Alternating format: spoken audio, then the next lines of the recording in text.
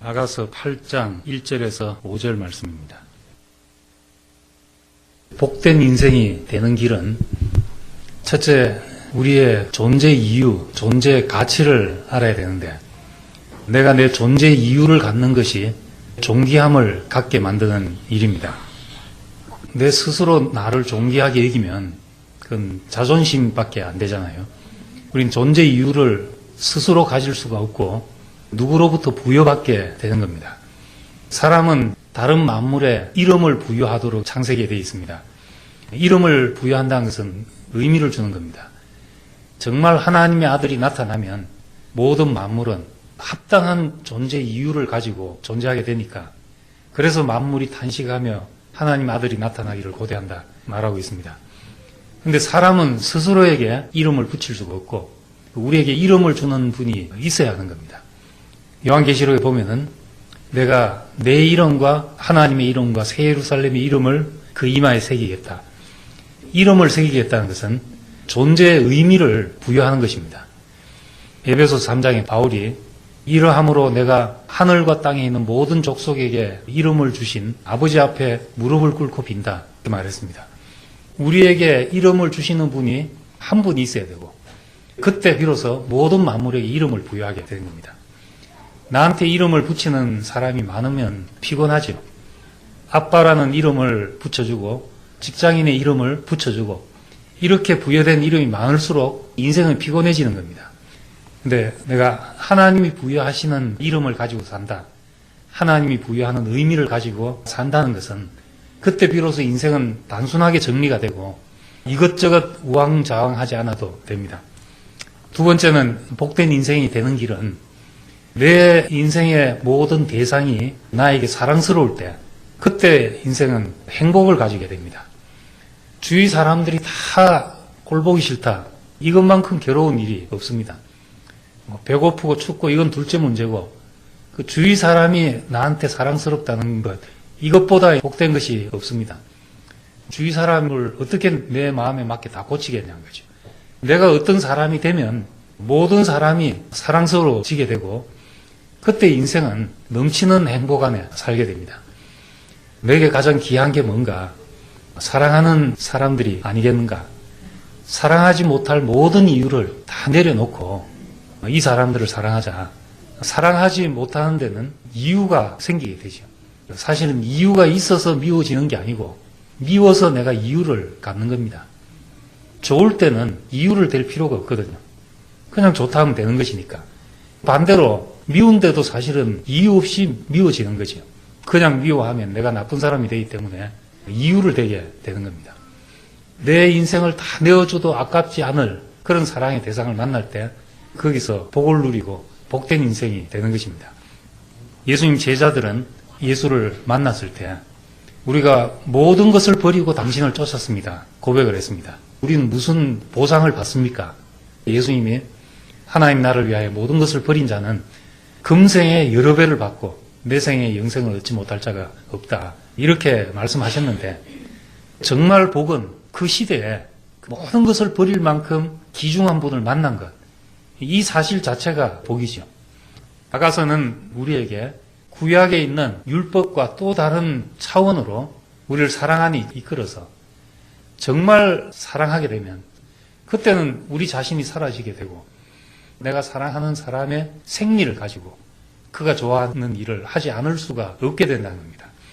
하나님이 우리를 변화시키시는 방법은 일일이 이렇게 하라 저렇게 해라 해서가 아니고 그분 자신이 내 인생에 즐거움이 되고 기쁨이 되면은 그것이 모든 것의 완성이 되는 것입니다.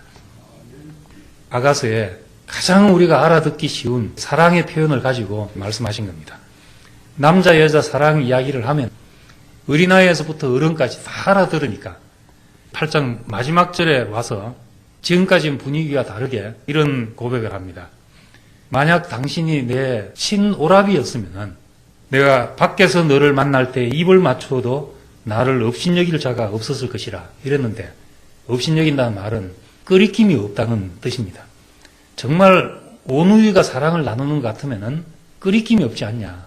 그런데 남자 여자가 사랑을 하니까 끓이끼는 문제가 생긴다는 겁니다. 육신을 가지고 있기 때문에 제한을 받게 되죠. 교회 생활하면서 정말 행복하자면 정말 사랑을 하면 되잖아요. 그런데 아무렇게나 사랑하면은 끓이끼는 문제가 생기게 된다는 겁니다. 이걸 어떻게 해야 되는가? 내 오랍이었다면은 끓이김이 없었을 텐데, 정말 행복하자면 깊이 사랑해야 되는데, 깊이 사랑하면 문제가 생기고, 나를 지키기 위해서 소극적으로 살면 우리에게 에덴이 열리지 않는다는 거죠. 내가 나를 지키고 소극적으로 살아서 그냥 문제없는 사람으로 끝날 것인가? 아니면은 정말 이 문제를 처리하고 깊은 사랑을 할 수 있는 사람이 될 것인가? 이런 고민이 바로 8장 1절의 고민입니다. 영원한 복락의 실과를 맛보기 위해서, 그러자면 육의 문제가 처리되지 않으면 안 된다는 겁니다. 성 프란시스 같은 사람도 그 회고록에 말씀을 지금까지 열심히 전했지만 젊고 아름다운 자매들을 만나서는 더 열심히 말을 했다. 그런 회고록 기록이 있다고 합니다. 남들이 볼 땐 성자라도 육신을 가진 인간으로서 어쩔 수 없는 문제가 있는 거죠. 어떻게 순전한 마음으로 사람을 사랑할 수 있을까? 이런 고민을 아가서 8장에 내놓고 있는 것입니다. 성경은 참 놀라운 글입니다. 아가서가 그냥 사랑 이야기를 써놓은 것 같은데 우리 문제를 이 속에 다 열거하고 있습니다. 우리가 지금 1장부터 7장까지 해온 그 사랑을 하자면 부부간에나 연애할 때나 가능한 것이지 교회 생활에서 이런 사랑이 가능한 것인가? 만약에 오랍이었다면 끄리낌이 없이 사랑할 텐데 이런 얘기를 하고 있습니다. 이 고민은 마치 로마서 7장에 선을 행하려는 나에게 악이 함께 있다. 내가 아무리 선을 행하려고 해도 내 속에 어떤 지울 수 없는 문제가 있다. 그래서 오라 공부한 사람이로다. 누가 이 사망의 몸에서 나를 건져내랴. 그 다음에 8장에 내가 예수 그리스도로 인해서 감사한다. 생명의 성령의 법이 죄와 사망의 법에서 나를 해방했다. 이렇게 갑자기 전화를 하고 있습니다. 죄와 사망의 법에서 내가 어떻게 해방되느냐. 그 정죄의 화살에서 어떻게 해방이 되느냐. 바울의 대답이 율법은 우리가 살아있는 동안 적용되는 법이다. 죽으면 끝난다. 남편이 도저히 괴로워서 같이 못 살겠는데 도망가서 딴 남자한테 살면 나쁜 여자가 되니까 내가 죽든지 남편이 죽든지 둘 중에 하나가 죽는 것인데 남편은 안 죽으니까 내가 죽는 방법밖에 없다. 율법은 없어지지 않는 것이니까 율법에 대해서 내가 죽는 것밖에 없다. 그럼 율법에 대해서 내가 죽는 건 뭐냐? 율법에 대해서 죽는 것은 의롭다함을 받으려는 그것이 끝난다는 겁니다. 내가 뭔가 되려고 하는 것이 있기 때문에 인정받으려고 하는 것이 있기 때문에 늘 거기에 사로잡혀 있는 거죠. 사람은 인정받으려고 하는 거기에 매이게 되어 있습니다. 무엇이 되려고 하기 때문에 나에게 율법이 위력을 발휘한다는 겁니다. 지키려는 것이 많을수록 세상의 위협이 두렵게 되죠. 그런데 이럴 것이 아무것도 없다. 이러면 겁날 것도 아무것도 없는 겁니다. 생명의 성령의 법이 죄와 사망의 법에서 너를 해방했다 했는데 성령의 법이 뭔가? 성령 충만은 내가 십자가 안에서 아무것도 아니라는 것을 자각하면 그때는 그 사람에게 하나님밖에 채워질 것이 없다는 거죠. 십자가 안에서 내 인생의 위치가 발견이 되어 살면 그런 성질 속에는 성령밖에 있을 것이 없습니다. 내가 의롭고 싶고 사람들 앞에 내놓을 만한 자랑이라도 가지고 싶고 이렇기 때문에 무엇에 매이게 되는 것이지 그런 것이 십자가에 못 박힌 사람은 오직 하나님 자신으로 충만케 되어서 이렇게 해야 된다는 것에서 해방되게 되는 겁니다.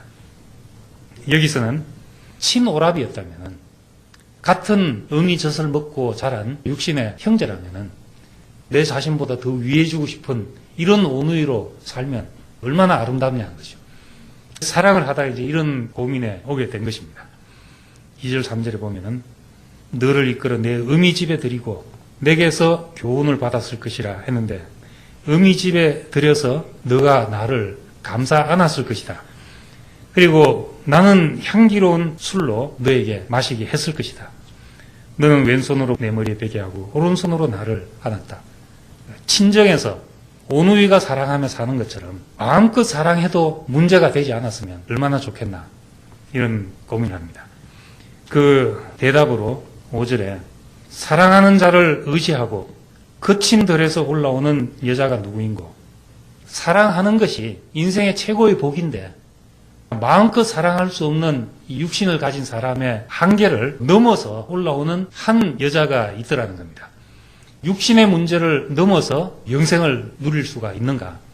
누가 이 사망의 몸에서 나를 건져내겠냐? 이런 말이죠. 너를 인하여 내 의미가 신고한 너를 낳은 자가 애쓴 그곳 사과나무 아래서 내가 너를 깨웠다. 2장에 보면 사과나무 그늘 아래서 내가 쉼을 얻었고 그 열매의 단맛을 맛보았다. 이제 그걸 다시 회상하면서 그 나무 아래서 내가 너를 깨웠다. 의미가 나를 낳은 자리, 나의 가장 근본적인 자리잖아요. 가장 근본적인 자리로 돌아가면은 그 자리에서 이 행복이 우리에게 가능하다 하는 말을 제시하고 있습니다. 의미가 나를 낳은 자리, 의미가 해산의 고통을 한 그 자리, 내가 가장 행복을 누렸던 자리로 묘사하고 있습니다. 지극한 행복 안에서 모든 생명은 탄생하게 됩니다.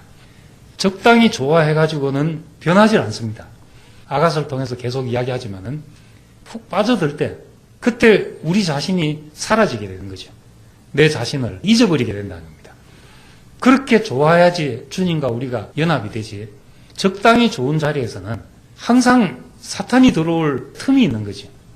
주님 자신이 나에게 절대적인 것이 될 때 다른 문제를 넘어가게 됩니다. 제자들도 예수를 좋아하고 따라갔습니다. 좋아하고 따라가는데 끝에 가보니까 예수에게 100% 동의할 수 없는 사람이었던 거죠. 하나님 나라를 회복하는데 하나님 나라의 개념이 달랐던 겁니다. 겟세마네 동산에서 같이 기도하자 했는데 제자들은 그 자리에서 졸았던 겁니다. 그래서 예수님이 마음은 원이로다, 육신이 약하다, 이렇게 위로해 주게 됐습니다. 정말 마음이 원인데 육신이 약한 것인가? 물론 인간은 다 한계를 가지고 사는 존재지만은 무엇이라도 그것이 나에게 꼭 있어야 되는 절대적인 것이 되면은 다른 것을 극복하게 되는 거죠. 에덴 동산, 완전한 복락을 누리는 삶을 우리에게 주셨는데 선악과를 먹고 옳고 그름이 생기니까 그 안에 들어가는 것이 화영검이 가려진 것처럼 우리에게 두려움이 되게 됐던 겁니다. 정죄가 있게 된 거죠. 그런데 예수가 온 길은 화영검을 뚫고 들어간 길이 됐던 겁니다.